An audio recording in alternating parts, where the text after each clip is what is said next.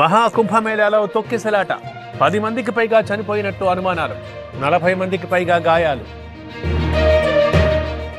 ఇస్రో 100వ ప్రయోగం విజయవంతం. నింగిలోకి GSLV F-15 rocket. శాస్త్రవేత్తల సంబరాలు. జైలు నుంచి నందిగం సురేష్ విడుదల. 145 రోజుల తర్వాత రిలీజ్. కాలర్ బోన్ సమస్యతో సతమతం.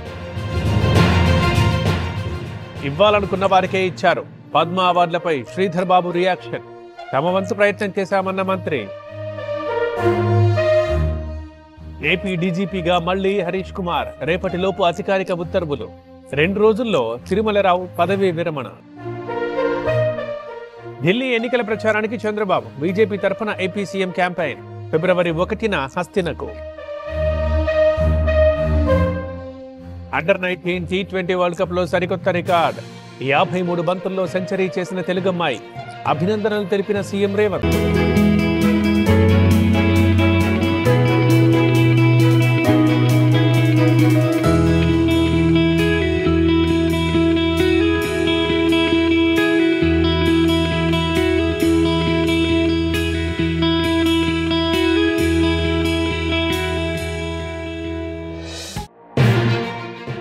ముదిరిన కామారెడ్డి మాస్టర్ ప్లాన్ వివాదం. రద్దు చేయాలంటున్న రైతులు. మరో ఆందోళనకు సమాయత్తం. మీర్పేట హత్య కేసులో గురుమూర్తి అరెస్ట్. ప్లాన్ ప్రకారమే భార్యను చంపేశాడన్న సిపి. హత్యకు వాడిన 16 వస్తువులు స్వాధీనం. ఆర్జీవీకి మరోసారి పోలీసుల పిలుపు. వాట్సాప్లో నోటీసులు పంపిన ఒంగోలు సీఐ. ఫిబ్రవరి 7న విచారణకు రావాలంటూ ఆదేశం. గోషమహల్లో మరోసారి కుంగిన రోడ్డు. చాక్నవాడి దగ్గర కుంగిపోయిన నాల. శాశ్వత పరిష్కారానికి మేయర్ ఆదేశం.